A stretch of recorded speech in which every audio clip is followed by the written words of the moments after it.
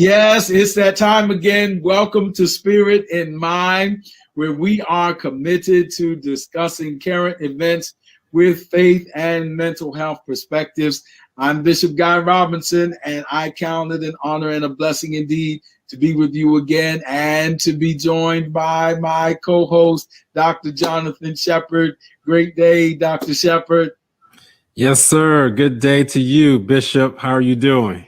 All is well or shall be well. Thanks be to God. Uh, it's a blessing to have our Spirit and Mind family. And thank you all for joining us once again. And we certainly want to ask you to feel free to share this broadcast. Feel free to share this time of sharing. Let someone know that we're on.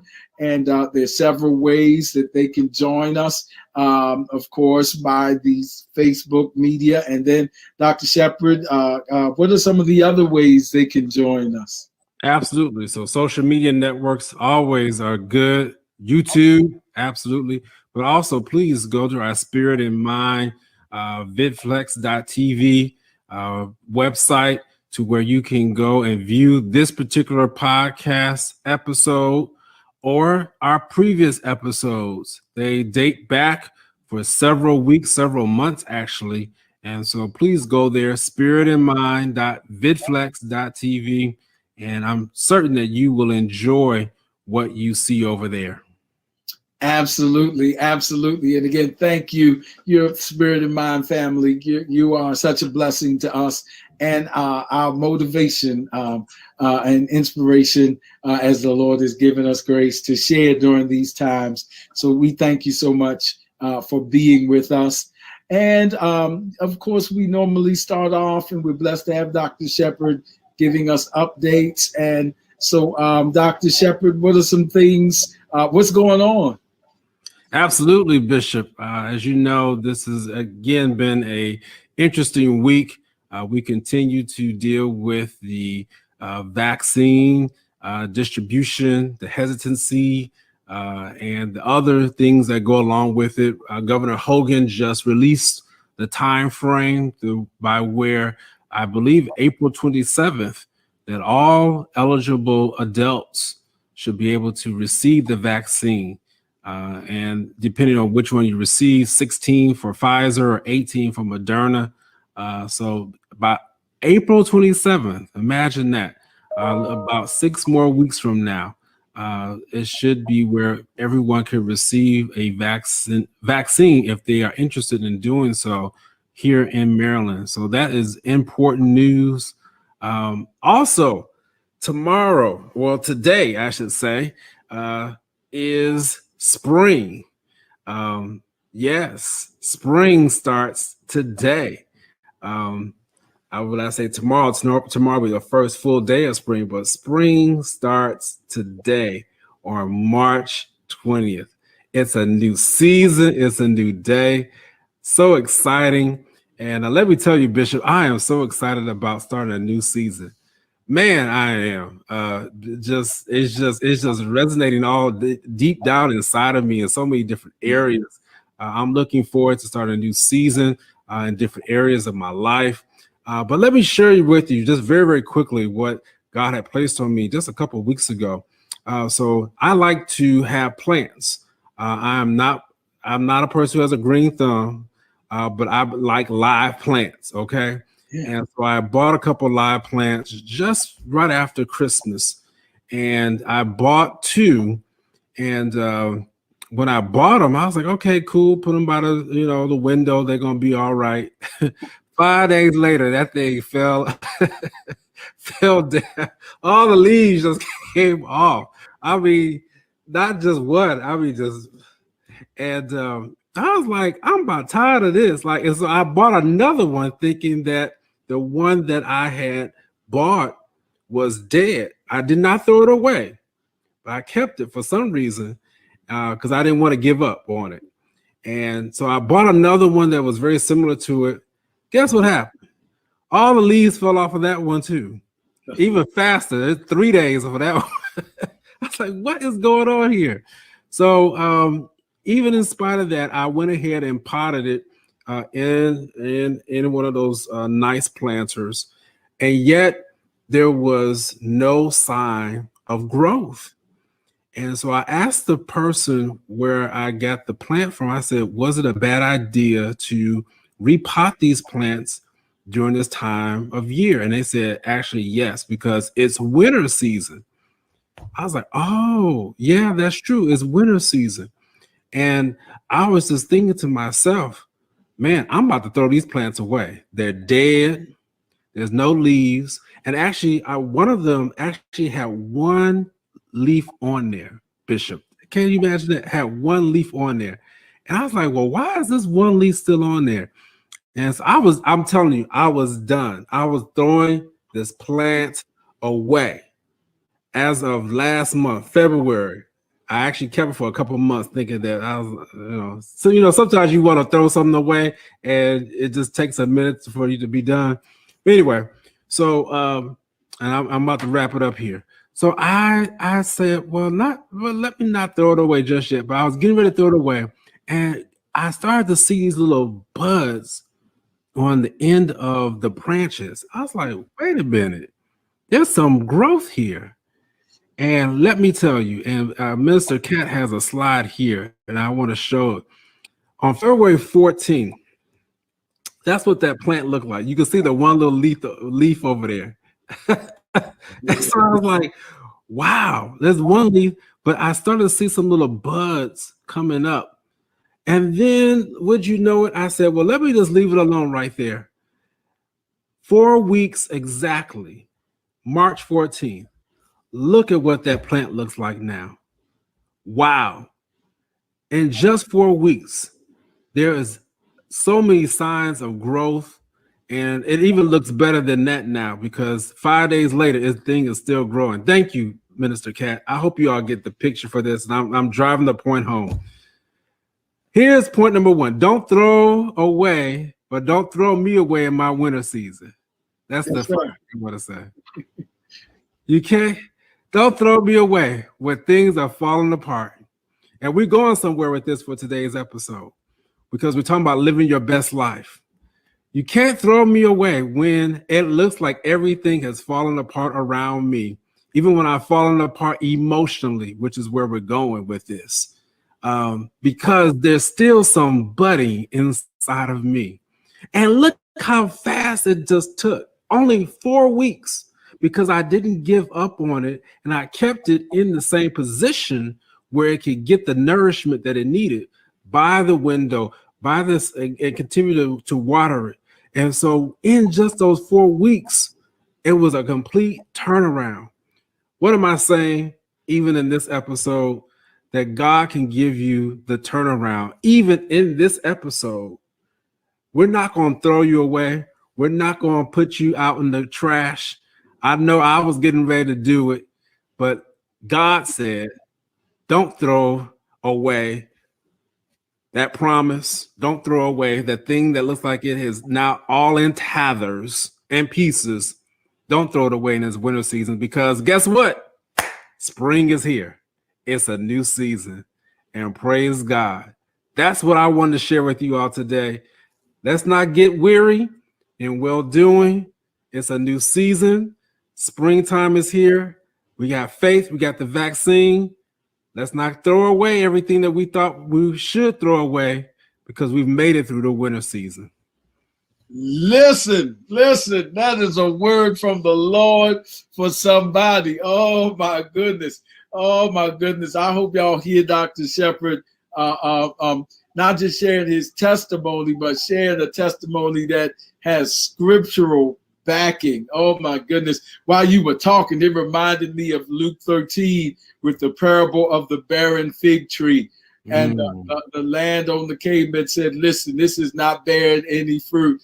And the vine and the keeper of the vineyard said, give me 1 year to work on it. Wow. Oh my goodness. He said, let me dig around and work on it and see if it doesn't bear some fruit. in 1 year. Oh man, that's a series right there. What God can do in a year's difference. Oh man, I don't have time. Get me started. It was God who said to Sarah, according to the time of life. Yes. What looks impossible will be possible. Oh my goodness. And so I gotta quit, but you said you were about to throw it away. That's a word for somebody. Absolutely. Oh my goodness. Hebrews says, cast not away your confidence. Oh my God. Don't trash your treasure. My God Almighty. For just a little while, he that shall come will come and will not tarry. My Lord. It's a new season. That's powerful, Dr. Shepard. It may not feel like it. You may still have a jacket on, but you got to know that the season has already shifted. Oh my goodness, and shifted in your favor. My goodness. Welcome the Spirit and Mind. And so hopefully that actually, gives you a seed of positive thought, hope-focused thought. Think on these things, and the peace of God that passes all understanding guard your heart and mind. And we're talking about living your best life, as Dr. Shepard just said. And we've been going from the sip and see acrostic, living your best life. Dr. Shepard, what are those sip and see adjectives? Absolutely. Spiritually, intellectually, physically, socially, economically, and now we're going to deal with the emotional piece. Absolutely. And we thought that we would recap because we've been talking about it, and then we want to tie in some of these themes as we proceed, because talking about living your best life emotionally is so very important, and it's how we're wrapping up this Sip and See Living Your Best Life series. And it's been for the first part of the quarter, really, this first quarter of the new year, January, February, and March. We've been talking about living your best life. So we want to show you a previously shown edition of Spirit and Mind, but we want you to pay attention to it now because, as Dr. Shepard just wonderfully alluded to with his plant analogy, when you look at something a little later, you can see new growth. Mm-hmm. And so we're hoping that you will look at this and see some new growth. The subject from this previous edition is living your best life. That's it. What is it, Dr. Shepard? That's in my spirit. What's the subject? I see now. You put me on the spot. It's like emotional intelligence. Yes. We want to talk about. I'll tell you, that word is still in my spirit. If we were in church, I wouldn't be ready to move on yet. But thank you for that, Dr. Shepard. Man, that blessed my soul. But we're talking about emotional regulation and emotional intelligence in these challenging times. There's a whole lot to think about.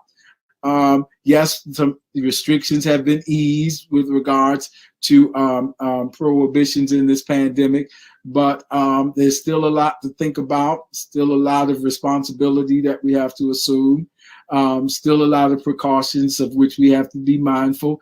There's a lot going on, a lot of changes going on in people's lives, and they're affecting, have emotional consequences. And so as we prepare, we wanted you to look at this, and then we'll pick up from that in the continuing weeks. And we wanted to ask you to look at it and see where your growth is. And one way to measure your growth is by asking yourselves, and we'll do the same with us, asking ourselves some of these questions. What is emotional intelligence? What is it? We're going to be discussing that on the reboot, on the replay. What is emotional intelligence? In what ways do you think you have become more aware of your emotions? And what things have triggered your emotions this week? That keep your own kind of like emotional intelligence journal. We would love to, as you're comfortable, hear how you have what your results and how you have grown, if you will. What has triggered your emotions this week? And then on a scale from 1 to 10, 1 being calm and 10 being chaos, how would you rate your month emotionally, the month of March? 1 being calm, 10 being chaos. How would you rate your month of March in terms of emotions rather? And then lastly, how did you deal with them? What was some emotionally calming, or what activities did you find to be helpful when you found your place in an emotionally turbulent place? Again, what is emotional intelligence? What things have triggered your emotions this week? On a scale from 1 to 10, 1 being calm, 10 being chaos, how would you rate the month of March for you emotionally? And how did you deal with emotional challenges this month? They're just the questions. Dr. Shepherd may want to add or redact those, but Dr. Shepherd, please feel free to chime in from here. Yeah, no, thank you, Bishop. I think that you have hit all the highlights. And so we just want you to be transparent, be truthful, and then share. This is your time to get more people engaged in the conversations that we're having. The conversations that we're having are transforming people's lives. I've seen it, how it has transformed even my own personal life and given me the ability and the confidence to be able to, again, stand before you all, not as a perfect person, but as one who is striving for perfection, wanting to live my best life. And that's what we desire for you. So please pay attention to those questions. Again, get your neighbor, get your family members, get your friends, even get your pastor, your spiritual leaders to tune into this, because we want people to know that Spirit in Mind is on the air. And we want people to learn from this information because it's so useful. Absolutely. And we'll try to get those in the chat line as well, those questions again. And we'll be watching the reboot. And I'll answer them myself, and I'll be transparent to share some of my responses from my emotional intelligence journal. And then we'll continue to talk about living your best life emotionally.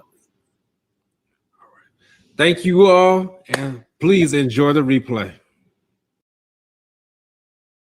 today, because Psalms is one of my favorite books from the perspective of pastoral care and counseling, because you see it's so emotionally charged. The Psalms kind of give us a biblical precedent for being okay with saying, I'm not okay. I'm not feeling okay.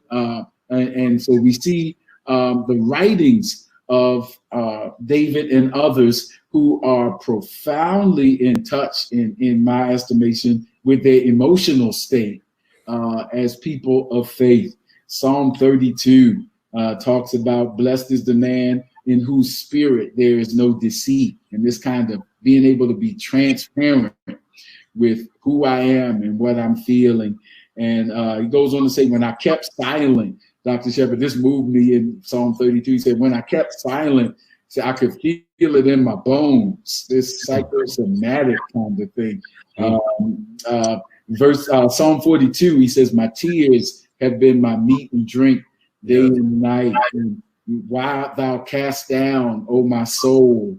And so you see him talking to himself, but I will hope in God, and yet will I praise him. And Psalm 61, when my heart is overwhelmed, lead me to the rock.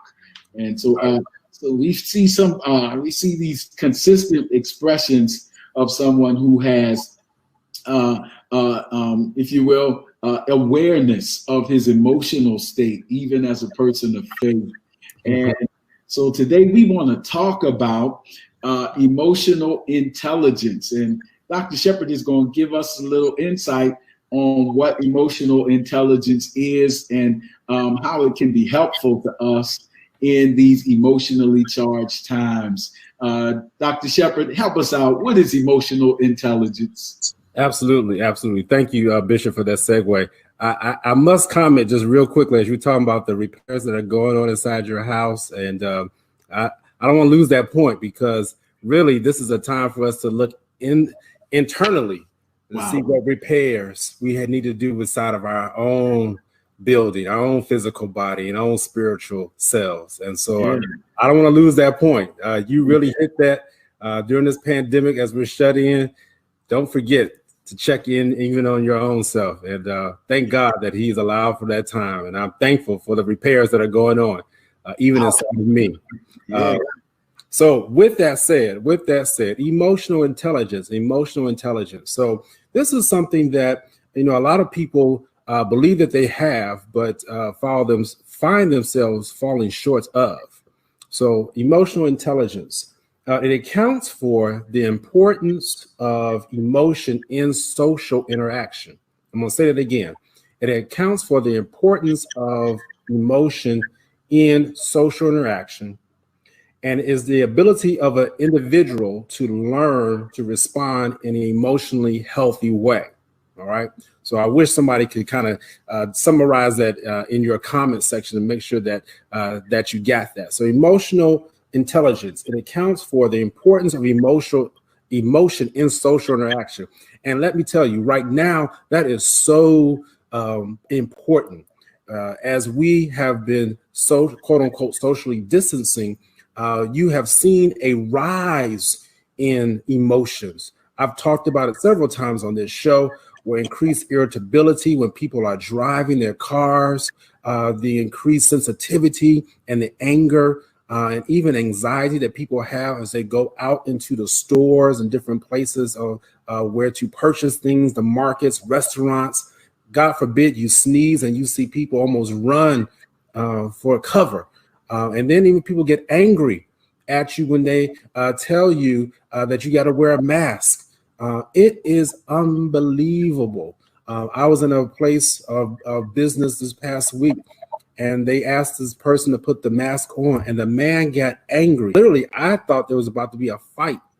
I saw it with my own eyes, emotionally charged. So emotional intelligence is how we account for our emotion in social interaction and the ability of an individual to learn to respond in an emotional, healthy way. All right. So I asked the question, how high is your emotional intelligence, your EQ? Because this is what we're embarking on and what is being tested right now. Many people desire a high IQ. All right. Again, that's your intellect. All right. We want to have a lot of intellect. We want our children to be smart. We want to be smart.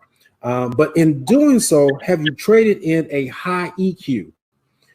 Some people, and again, I'm going to give some examples, and because this is Spirit and Mind, I'm going to give some religious and non-religious examples. So some people, some saints in the church want to be powerful in the word, but treat others like second-class citizens. That is wrong. A person who's knowledgeable in academics, business, but is mean, non-caring, disrespectful, vengeful, that is not an emotionally stable person. All right. We're talking about EQ here. High IQ, but low EQ. It is the ability to perceive accurately, appraise, and express emotion. That's what emotional intelligence. I'm going to give this example. All right. And then we're going to move this train along. But as a physician, I am a physician. And one who has a thriving practice typically has a high IQ and a high EQ. High IQ, the ability to diagnose and coordinate a treatment plan, but a high EQ is the ability to communicate the findings and share empathetically in the meaning of the results and effects of the treatment. All right. Hopefully you got that. So when you survey and ask customers or consumers the characteristics of a good doctor, overwhelmingly, people will say a doctor who will listen to his or her concerns and is thoughtful in his or her response. So if you want to know the difference between a good doctor and an average doctor, all doctors should be smart. They have IQs, but what separates, as they say, the wheat from the tare is their ability to have EQ and their ability to be able to explain empathetically. That means with some emotion. That means with some caring, with some respect on what is happening to that person. In the early 2000s, in the world of medicine, they implemented this exam called a clinical skills exam to highlight the importance of emotional intelligence alongside clinical knowledge. And so the people who implemented the exam, they understood that an emotional understanding of the clinical situation may be needed to have an appropriate response. So what am I saying there? Is that it's not good enough to have the knowledge. It's not good enough for us to study about the coronavirus and to know all the stats of how many people are hospitalized in the ICU, the positivity rate, the number of people who have died from it. That's good. That's all knowledge. And that's what you hear from the news. But one of the things that is missing, which we have to do even through this program that we want to point out, is you got to have a sensitivity. You got to have an EQ. You got to know what your emotional intelligence is around all the situations so that you can properly express those emotions. And that's what's happening in our society. We know the knowledge, but we're not properly expressing what is happening, what's going on around us. Wow. This is so important. And thank you. We're trying to get some of those things in the chat line. And just for your own and for our own ability to operate as better people and that and even in better social context. That's major because Dr. Shepherd, we live in a culture that is sometimes charged or accused or alleged to be overly emphatic on individualism and relative truth. And so you hear a lot about my truth and this is good for me. And Rita Twenge, the conservative psychologist, says that we have a narcissism epidemic. And so, but what I hear you saying is that one of the reasons why self-awareness is so important is because healthy self-awareness creates healthy social relationships. Yeah, I hear you talking like interpersonal relations being important. Absolutely, it is so important. If you go back and think about what I talked about a couple weeks ago regarding the components of emotion. All right, there was 3 components to emotion, and I'm going back to look at a couple of notes that I wrote because I don't want to forget anything that was so important. So there was thought that was part of emotion. There was appraisal, and there was belief. All right, and so those are the 3 components of emotion. Thought, which many of us, none of us can really control. You know, again, as Christian believers, we ask God to come in and to help purify our thoughts, and we have to make sure we're thinking on those things which are just a good report to help our thought processes. But we have to remember appraisal and belief is also part of that. And so when we start appraising things wrong, when we start believing things that are not really the way in which they are seen, or we've been taught things that really are not right, it will affect. Let me give you some examples. Are inappropriate emotions present in situations? What do you mean by inappropriate emotions? Is someone joyful over someone else's misfortune? Yeah, and that happens. We have seen where people have been joyful over what is considered the misfortune of someone else, the downfall of someone else. Even if I don't agree with you, I should not still be joyful because you fall or because you fell or because you have fallen. Let me make sure I get my verb conjugation right there. No, that's off. And we need to be careful that even if somebody is caught, and the word talks about this, we have to be careful. Take heed lest you yourself fall. So even if I know that my brother or sister is wrong, even if I know that my brother or sister is off, then that I should not be joyful over that. And that's what's happening. If I relate it back to the whole mask situation, people are looking at them like, what's wrong with them? They don't understand. Y'all know what I'm talking about. I wish I could see some of y'all because y'all know exactly what I'm talking about. We get mad over things like that. And I understand, and for some reason, but let me tell you, we should not just be getting mad over whether or not somebody's wearing a mask or not. We need to be getting angry at the institutions that are not teaching us properly. We should be getting mad at the institutions that have failed us when it comes to testing for the coronavirus.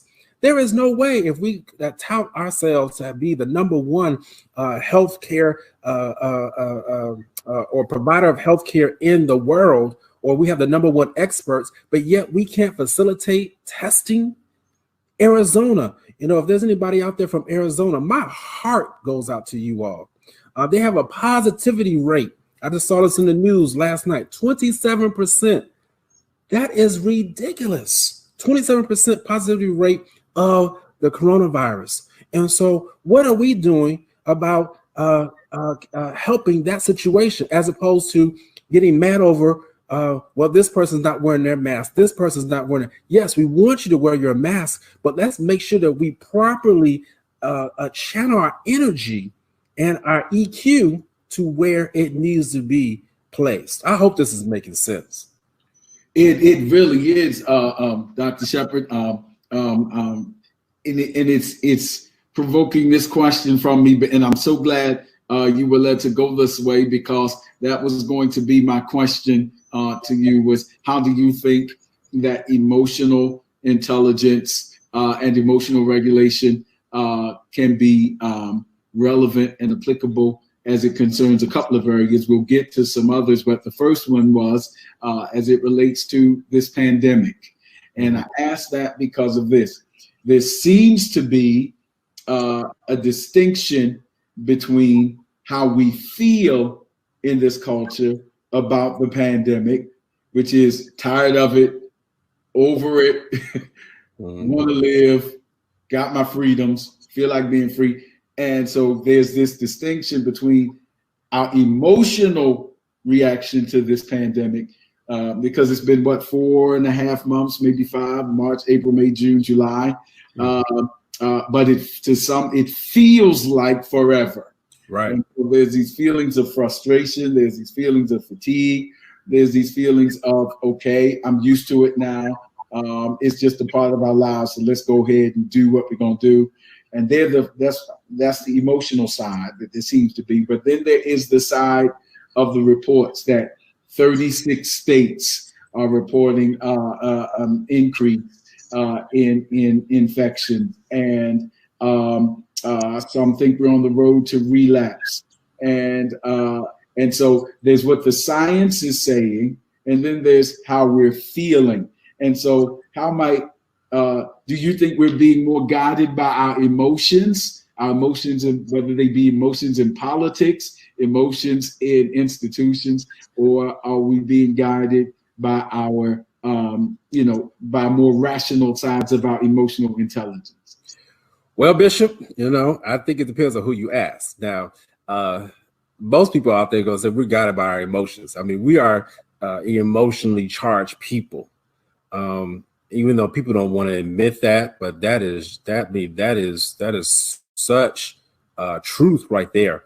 And we have to admit that that's okay, because emotion is what God gave us. If you don't have emotion, then most times we would not even get up and be able to be committed to certain things. But if you are running a particular commitment or running off of just emotion for a particular commitment, then most commitments would end. Let's think about the sanctity of marriage. Let's think about the sanctity of your job or of your profession. There are days when you don't feel like, and your emotions tell you to go do something else. And if you listen to your emotions, then you will have ended, most of us, a marriage. We would have ended a job. Some of us have even ended our lives. And so that we even have to be serious and take that into account because of how we were feeling at that particular time and a day.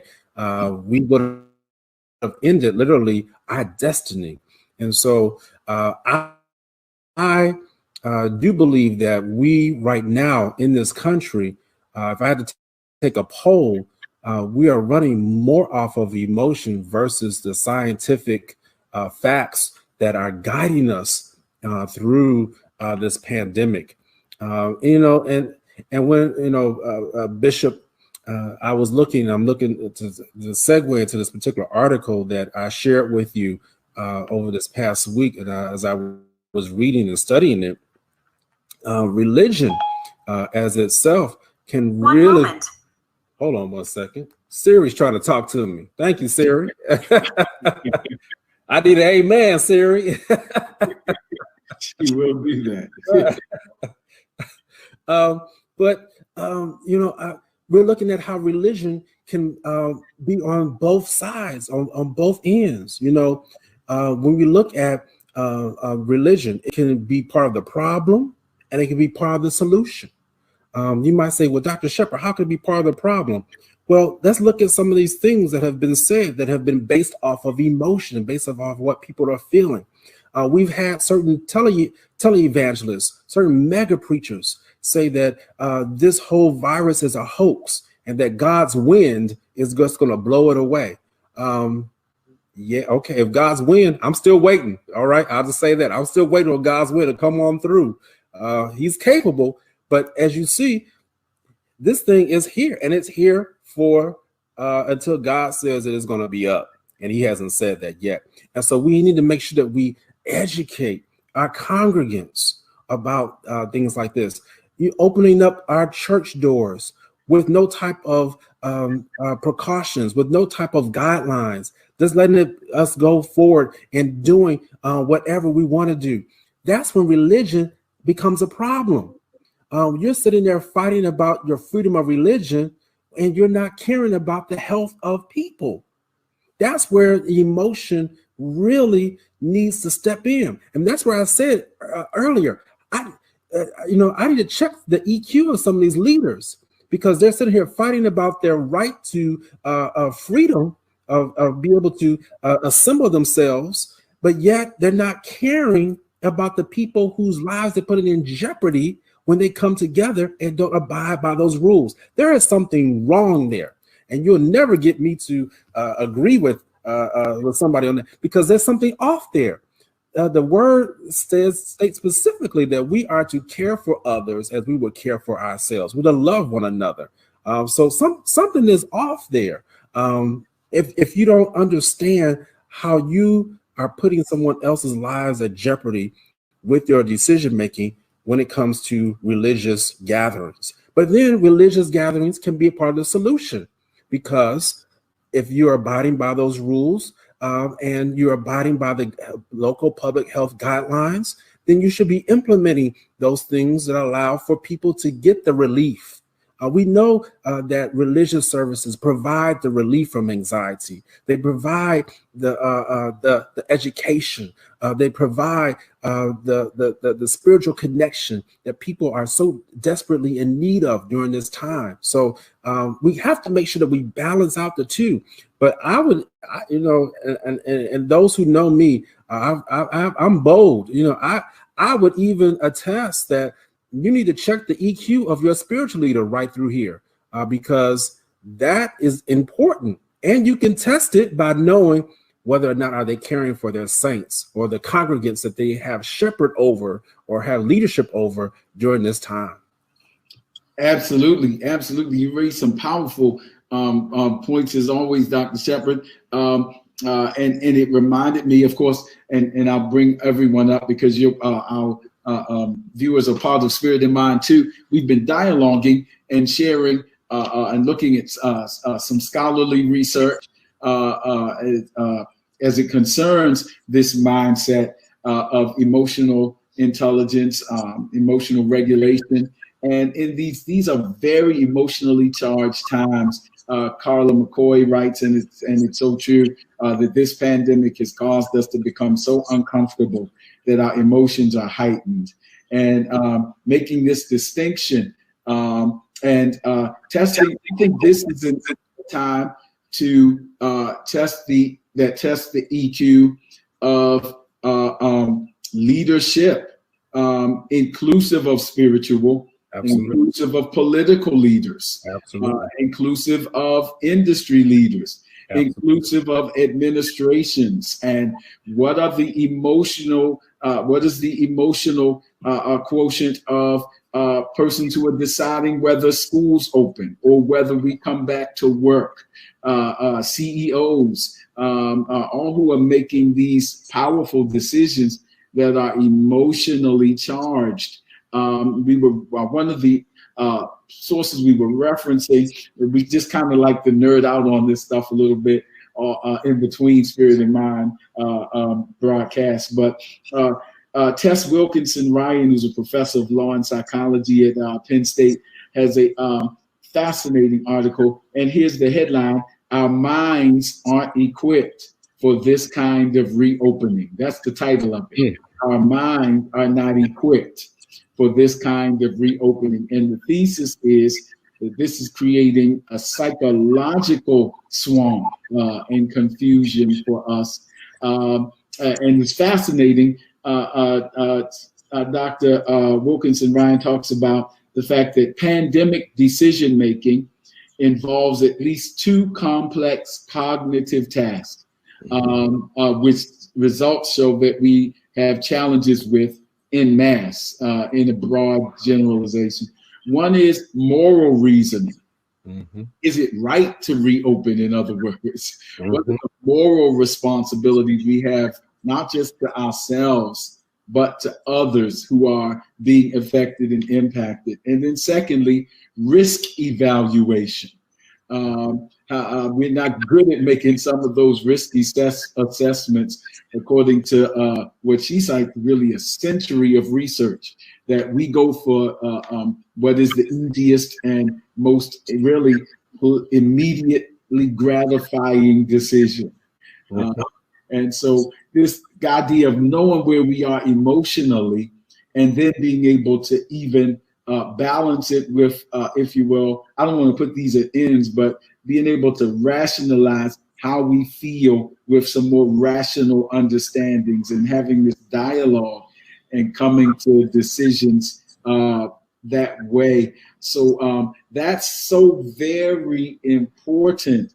And so I said that to say that ultimately, Dr. Wilkinson Tess Ryan says that we really have to hold institutions, governmental and faith institutions and corporate institutions, accountable, which is the essence of prophetic ministry. Just blending a little theology into this discussion. I know that we speak of the prophetic ministry oftentimes as foretelling, and that is a component of prophetic ministry, but it also involves forthtelling, which is discerning the times and holding leadership accountable because it's a mutual accountability here that's going on. And so this is the time to ask, what are the decisions behind? It's not just a political thing, and it's not just Christian. Let's be clear. What I loved about the research article, one of them, and I'm kind of got all of them in my head, but one of the ones we discussed, Dr. Shepard pointed out that it's not just even a Christian thing, but even in the Jewish community and even in the Muslim community, with leadership trying to balance almost, which is a continuum, from saying this thing is an absolute hoax and it's non-existent, which is the epitome of perhaps malignant denial, to this idea of absolute fear mongering. And somewhere in there, we have to find balance between these polarities, is what I thought was fascinating. So how might we do that, Dr. Shepard? You're a man of faith and a man of science, and they coexist in you in a wonderful way, I think. So how might we balance those extremes? Absolutely. And it is a balancing act. You have to make sure that you are feeding yourself the right thing. Just when you are, just as you take in certain things for your natural body, even though it might be good just to keep drinking water. If you drink too much water, it's called polydipsia. And then you actually end up saturating the salt that is in your body. And so you might say, well, I'm supposed to be drinking water, excessive water. But if you just drink too much water, you actually could end up dying. So there has to be a balance. You got to be able to drink the necessary amount of water. You got to eat the necessary amount of vegetables, the amount of protein, and the different fruits that help make up a good natural physical body. It's the same thing for the spiritual. We have to make sure that we're feeding our spiritual bodies, feeding our minds. And that's what I really love about this time that God has afforded unto me and to you too, to be able to balance that out. Again, there should be a craving to want to read more, read your Bible, read those literary works that stimulate your mind, that have a spiritual influence or a spiritual slant to it. I'll just use that word. But then also you read those things that are going to educate your mind, whatever those things that you are passionate about, whatever those gifts and things and callings that you've been called to do. This is your time to be studying that. This is how you're able to help balance and to be able to help figure out who you should be listening to during that time. Yes, because I'm telling you, as I continue to do my research and study, it has helped draw some lines of demarcation, even within my relationship with friends, even my relationship with professionals, and say, you know what? Thank God for you, but right now, this is not healthy for me. And so you need to make sure that during that time, and I spoke about this, Bishop, and I normally don't go here too much. I let you deal with that whole theological side of stuff, but I need to say this because there was even an awakening within me yesterday. Many of you all know that I also do a show with my organization, and I really just stick to mental health disorders. And one of my associates was listening to that and was commenting, and he asked if we could talk after the show, and he prayed for me. And one of the things that I asked for before he prayed was, I'm in a spirit of, I'm in a place, a season of transition. I know that. And so many of us find ourselves right there. We're either going into something, we're in the middle of it, or we're coming out of it. And so, you're always in the middle of transition. I can feel that more so than ever. And so I asked for that prayer of transition as God is doing that for me. Why is this important? Because as I am in that season of transition, your ears need to be attuned to where you are at. Your senses should be sharpened. This is not a time. I hope you all hear me on this. This is not a time for your senses to be dulled. And your sense of smell, your sense of touch, your sense of hearing, and your visual. This is the time for it to be heightened. Even your sense of taste. Those are the five senses. Those things should be sharpened so you can know where you're going to go and help guide, allow God to help guide you to that place. So those are some of the things that I think that we need to keep ourselves so that we are naturally balanced. All right. I just told you some of the things you need to do. Eating those different things. Sleep needs to be included in that. Taking some time out for yourself. Exercise, relaxation, all of that for your natural body. But our spiritual body, again, should be built up during this time, doing those various methods that I talked about earlier. And so let me just say this, just before I end. You talked about moral development. And I'm just going back to that real quick, because you can really test somebody. And I know the Bible tells us that, you can try fire, or you can try the Spirit by the Spirit. And so that's why you want to make sure that you have a spirit of discernment. All right. I'm not saying you go around judging people, but you gotta try things by the Spirit. Every person out there on Facebook, on social media, saying that they are under the name or banner of Jesus Christ, or under whatever thus said banner, I hate to tell you, but they're not espousing information that is accurate, and you have to try the Spirit by the Spirit, and there's nothing wrong with that. Your senses should be so heightened right now that you say, that don't sound right. And you got to know the word. So that's why your IQ is important. So you got to know, you got to be knowledgeable. So when somebody said, wait a minute, even myself, and you see, as I correct myself, when I hear myself say something, I was like, wait a minute, no, that's not correct, Jonathan. Let me go back and say it correctly, because that's how attuned that we should be. And you need to check people's emotions. If people are you hanging around with, laughing about folks who are going through right now, and or not building you up, girl, we might as well just go ahead and quit. Wait a minute. No, that's not the person you need to be around right now. We need to find ourselves of how we're going to do better. I know we're down right now, but how are we going to come on out and do this better? All right, that little preacher me. No, it's good. It's all good. Let me tell you why it's been good to me.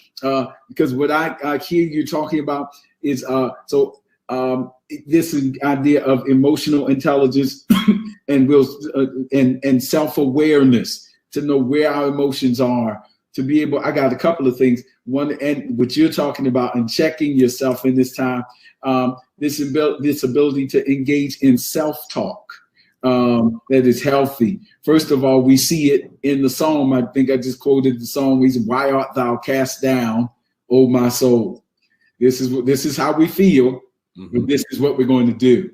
Right. And that ability to acknowledge feelings, but also understand that every feeling does not have to be factual, in terms of that this is how I feel, and I'm acknowledging that, because I need to be open and transparent with myself. Because there's another psalmist, it's in 32, he says, "You desire truth in the inward parts." So I have to be honest with myself, and that's what prayer and this devotional time and quiet time. We spend so much time trying to run away from stuff. You used a powerful analogy at the beginning from my disclaimer, Dr. Shepherd, that I was so very busy. And those busy things always gave me reasons to go out of the house and not realize what needed to be fixed in the house, or to diminish the necessity of fixing them. And so, but when God, one of the most powerful scriptures, all of them are powerful, but pertinent to this conversation, I'm reminded of Genesis when it says, "And Jacob was left alone, and there he wrestled with an angel." When God gets us in solitude, it's our nature to kind of want to find something else to do to avoid that introspection. But maybe we have to consider that God has us in this moment for an introspective moment. Yes. To work on some things internally, because if we strengthen our infrastructure, our relationships will be healthier. So that's just so powerful to me, the ability to engage in this self-talk. It's bringing out the theology in me. I'm also reminded of the woman with the issue of blood who was surrounded by, it says the press was great, which meant there was a lot of pressure going on externally. But the most powerful thing in that verse for me right now, but she said to herself, if I can do this, if I can just touch him, if I can make a connection, if I can disconnect from all of this external pressure and make this personal connection with my Savior, then I shall be made whole. But she had to talk to herself. And so I just want to submit that this self-talk season can be helpful.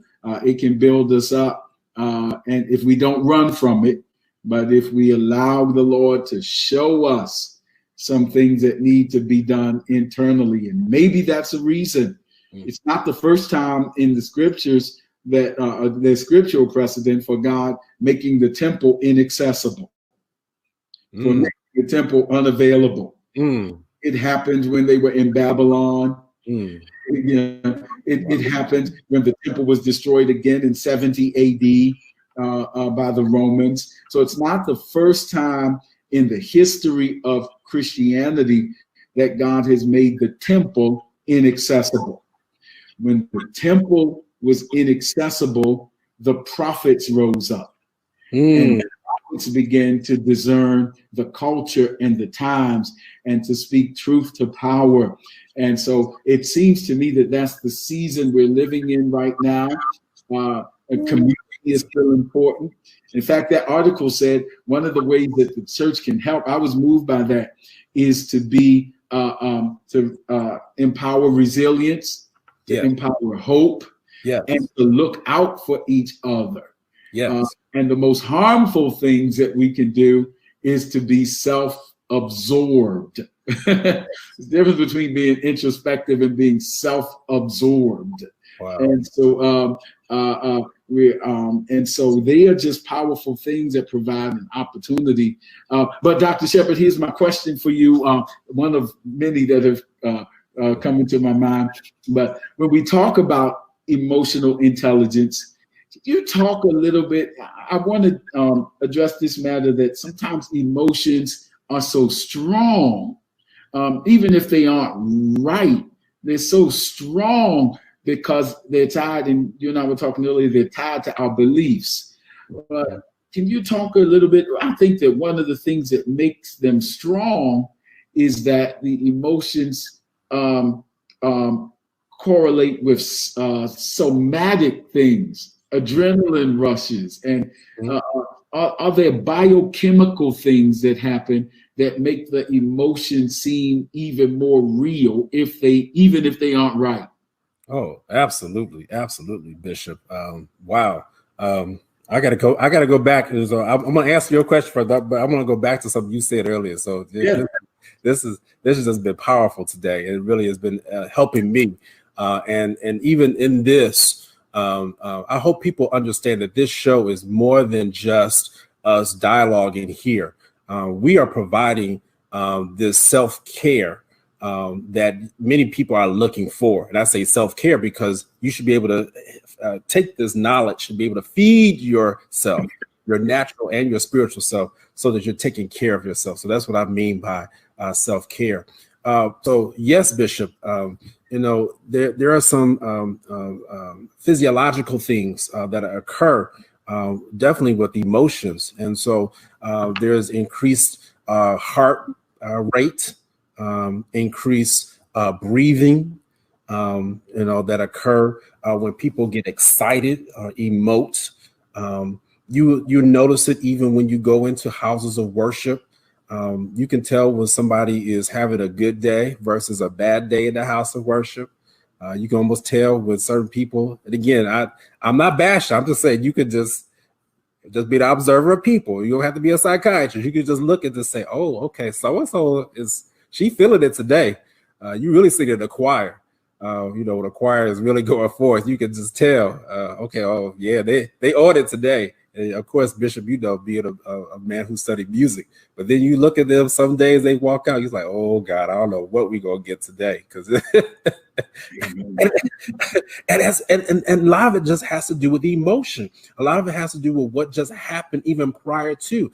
That's why it's so important that before you go to do any type of test or performance, or before you do something that is really major, that's why people will take advantage, I'll use that word, of your impulse buying, because it's all emotion. That's what gambling's all about. That's what even certain car dealerships and other people, they take advantage. They have a lot of bells and whistles. They get you all revved up. They use your eyes, your ears. You got these lights and stuff and glitz and glamour and wow. And it causes you to go ahead and not to think, wait a minute, I really don't have that money to buy what I'm about to buy or spend, because your emotion has gotten the best of you. All right. And so, yeah. And when I say by emotion, because there's a lot of impulse buying or emotional buying, or that's the terms that we'll use. And I'll just keep it simple like that. But what happens in the brain, there's a neurotransmitter called dopamine. All right. And again, that's probably about the most scientific you want to hear me get today. Dopamine, it's in your brain. Just know what's in there. And when your eye gate and your ear gate and all those different things take those things to your brain, all right, and send signals to your brain, it releases that dopamine to say, this is the feel-good neurotransmitter. And it's going to make me feel good. It's going to make me feel good right here and now in the present, not even thinking about what the consequences may be later on. And so that's what we have to be cognizant of. And that's what's happened even in this pandemic. Let me relate it to you all out there. We were shut down. We were sheltered in place for part of March and April. And then Memorial Day came and they eased some of the restrictions. And then we saw what happened. People started to say, oh my God, I can go outside. I'm no longer, you can't hold me down. Not even thinking about what the scientific officials have said about making sure you wear a mask, staying 6 feet apart, washing your hands every time you touch something. We forgot about that. I can even attest to, even in my practice, I had a no-show rate for several weeks in a row. The last 2-3 weeks, I'm starting to have no-shows. People out at house parties, of various other venues. I won't tell off on too much now. But people are not where they're supposed to be at. And like, oh, Dr. Shepherd, I just have to catch you the next go around. What? That's, come on now. What they're showing to me, and again, and I'm careful not to just blame the people all the way around. But what's happened is I understand their thinking. They've been shut down for so long, and you tell them now they can finally go out. It's like, they go from 0 to 100. And so now they find themselves doing things that many of them now have regretted. I heard a story recently about a young lady who she was destined to have a birthday party. She was just going to have one. She was going to live it up. She even got a party bus. And shame on those people who even allowed that to happen, to rent a party bus. But the end of the story is that the young lady got COVID-19 and is in ICU right now. Again, she wanted to live. She wanted to make sure she celebrated her birthday. I'm telling her now, and again, I don't know her personally, but if I could, I would say, we got to think about this so you can live to see your next birthday. Because that is the reality that where we're at. And so, all those different things can flood your mind. And so again, that's why we had to have people around us. I talked about this earlier, who can help put the brakes, help us to challenge us to say, hey, that's not a good decision. And we need to be listening to those people. And we also need to make sure that we're not setting ourselves up for failure, so that our emotions don't get the best of us. Wow. This is so very important. So this self-awareness is major, and some of this we'll have to get to. And we raise this because, and this is powerful in itself, because I sometimes feel that because it's human. There's even as we were preparing for this podcast, you're looking at the data you're looking at the research, and it's like, are we still talking about this pandemic? And, that's my transparency of my emotional process. Going, we still talking about this because it feels like it's been forever. Right. Because it's so very different. And yet the reality, the rational reality is that it is still very real. Mm-hmm. And so I have to have those dialogues within myself. And so because it's a very human thing. And, Jesus talks about the hearts of men failing them because of fear.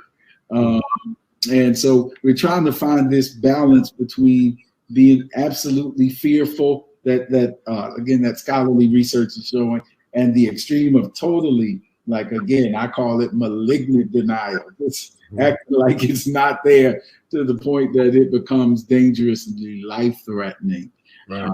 Taking crazy risk.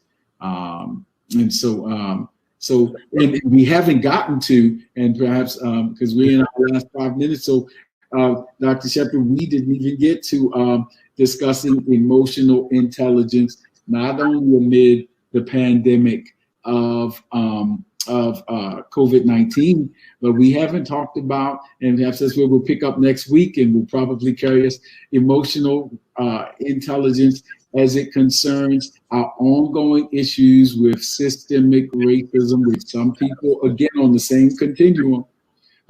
We understand on one end that everything is not race, perhaps, if you want to go with that end of the continuum. Some people are there. Then other people want to go to the extreme that it just does not exist, and that there's no such thing. And even in church community, so we'll pick that up. But that's in another emotionally charged subject, because there's strong feelings about it. But then there's actually been considerable research on the psychology of racism and the sociology of racism. And the research just is what it is. And so we need to talk about that next week as well. Maybe we could give a tease, because I know you had some of those issues that charged you this week. You want to give a little bit of a headline? Oh yes. We're gonna have to talk about this. So again, we're around the same wavelength, because I was like, Bishop, we haven't even touched the subject of racism. So we have to touch this issue of having two justice systems within our country, two criminal justice systems within our country. It is abominable to have a Roger Stone who is now freed by the president's pardon, and yet the murderers of Breonna Taylor are still free. That makes no sense whatsoever. And so again, we have to talk about that. We have to talk about in the workplace, the EQ of your supervisors, of the people who are your peers, your colleagues. I'm dealing with that even within the American Psychiatric Association right now, which I'm a proud member of. But let me tell you, there's some straight up institutionalized and systemic racism even within that organization that has to be dismantled. I'm even looking at an article right now. The headlines, it says, Black psychiatrists call on white colleagues to dismantle racism in profession and APA. There are so many different examples I can give to you of within the area of medicine of where we've got to attack this. And one of the ways in which we do is understanding the EQ of the people who you work along with, your supervisors, and even within the institutions that you work for. There was a statement that was made in the article, and then I'm going to end with this, Bishop. It talks about how humans struggle to estimate the correct answer to a problem without drifting toward the answer that best serves their own interests. Absolutely. I'm going to say that again. Humans struggle to estimate the correct answer to a problem without drifting toward the answer that best serves their own interests. And that's what we're talking about here today. We have got to make sure that even if it is a tough conversation, and we got to have these tough conversations if things are going to be dismantled, no longer will Jonathan Shepard stand by and allow people to get away with things without having that tough or uncomfortable conversation. It may make me feel uncomfortable, but one of the things I understand that even when I'm uncomfortable, it takes me out of that season of transition that I'm in to another level so that I can continue to progress and move forward. And if we're going to have some real dialogue and see the end to systemic institutional racism and be able to heal from the historical trauma that we have been facing as Black people, we've got to be able to do that. So stop seeking our own interests and let's look to get collective healing that we know is necessary. Amen. We'll pick up there next week. So please tell somebody about next week. And again, I hope you understand the context that it's not bashing. My background in training deals a lot with marriage and family therapy. And one of the things that we talk about in healthy marriages is the necessity of being able to have fair confrontations. Or actually, we call it fighting fair is the colloquial expression. What it means is that if a relationship is going to be healthy, actually silence and avoidance is not a sign of health.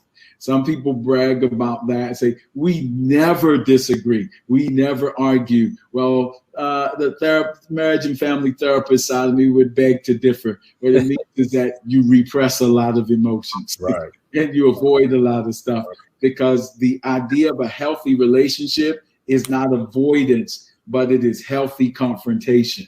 And that's why emotional regulation is so important. And that's what Dr. Shepard's alluding to. If we're going to heal this racial divide that is now as old as this country, it keeps coming up. Because if you know the history, every time it's time to make a significant advance in healing the relationship, a party reneges and regresses. And so that's why it's still an issue. So we're going to be talking with that and talking about those different justice systems and how they show, and the president's commuting the sentence of someone and all of that kind of thing. So join us next week for Spirit and Mind. We want to see you. And in the meantime, stay connected. What's your information one more time, Dr. Shepard? Yes, please stay connected to me. You can look on right here on the screen, spelling of my name, Dr. Jonathan Shepard. You go to my Facebook page, like it, and you'll continue. Hit the turn on notifications. So every time I'm going live, you'll know when we're going live. You'll get some powerful information. I'm doing my best. Keep me in prayer. You can look at me at Dr. J. Shep on Twitter and for Instagram. So those are the best ways to find me. In case you're looking for direct care services, let me say this. I don't normally say this too often. I am located in Woodlawn, Maryland, Hope Health Systems. Check us out, Hope Health Systems. You can go to our website.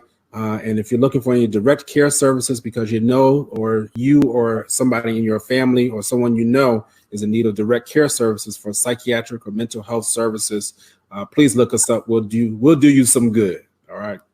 Absolutely. And thank you, everyone. I would be remiss if I did not say thank you to everyone in our that has participated in this discussion. Angela Pinckney, Anthony Rhodes, Jackie Mitchell, Cynthia Hackshaw, and so many others who have been so instrumental in the continuing dialogue, and your responses help to feed our, again, iron sharpens iron, and it drives this dialogue. That's why we want you to stay connected. Reach out to Dr. Shepard, give him some of your feedback. Even if there's areas of interest you'd like for us to discuss, please let him know. Reach out to me at CGR Ministries on social media. On Facebook is CGR or at Bishop G. Robinson on Instagram. Let me know what you think. To reach out to us. And if all that fails, you want to welcome you can join me at the Tabernacle of the Lord. I'm blessed to pastor right in Southwest Baltimore. You can meet us in worship online. tomorrow at 10 a.m. At the totlc.org or on YouTube, actually. And if you want to catch up on Spirit in Mind episodes, go to CGR Ministries on YouTube. You can pull up everything and then let us know what you think. So we look forward to you joining us next week on Spirit in Mind. God bless you.